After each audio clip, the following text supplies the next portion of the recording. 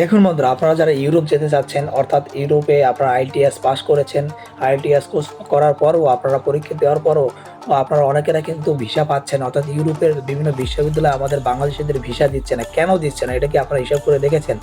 আগে একটি মানুষ আইএলটিএস পাস করেই কিন্তু ইউরোপের বিভিন্ন ভালো ভালো দেশে কিন্তু ভালো ভালো ইউনিভার্সিটিতে খুব সহজে চান্স নিয়ে নিত বা পেয়ে যেত।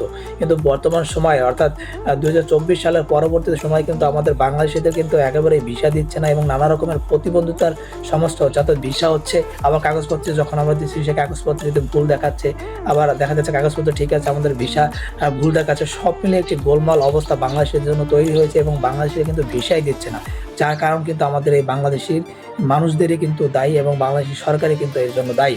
কেননা আমাদের 2024 সালের আগে যেরকম বাংলাদেশ ছিল, এখন কিন্তু বর্তমানে যে সেরকম বাংলাদেশ কিন্তু নেই এবং পুরো বিশ্বের কাছে কিন্তু বাংলাদেশ একটি মৌলবাদী রাষ্ট্র হিসেবে পরিচিত হয়ে গিয়েছে।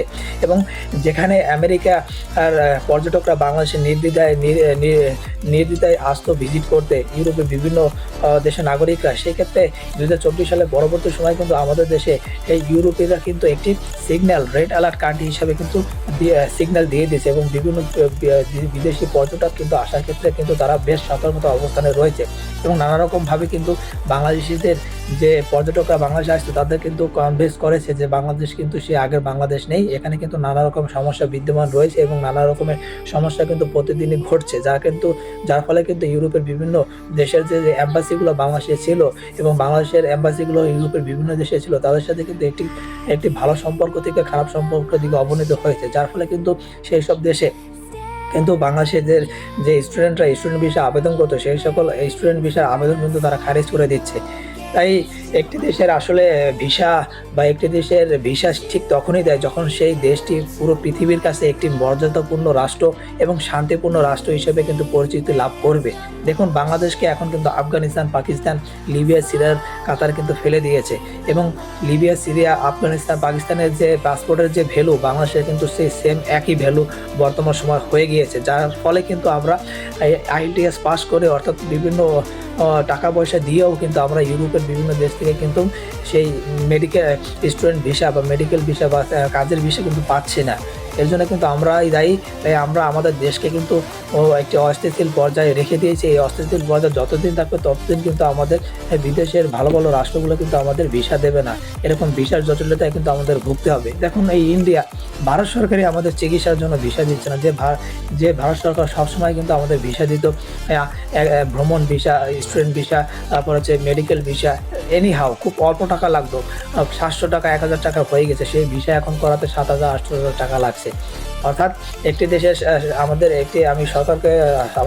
সরকারের উচিত আসলে একটি দেশের নীতি নির্ধারক বা কূটনীতির সম্পর্কে কিন্তু পুরো বিশ্বের কাছে কিন্তু ভালো দেখানো উচিত। অর্থাৎ আপনার দেশের যে অভ্যন্তরীণ যে বিষয়গুলো, সেগুলো কিন্তু পুরো পৃথিবীর কাছে কিন্তু ভালোভাবে উপস্থাপনা করা দরকার, নাহলে কিন্তু আমাদের দেশটা কিন্তু আস্তে আস্তে এরকমই হয়ে যাবে এবং এই ভিসা জটিলতা থেকে কিন্তু আমরা কখনোই কাটিয়ে উঠতে পারবো না।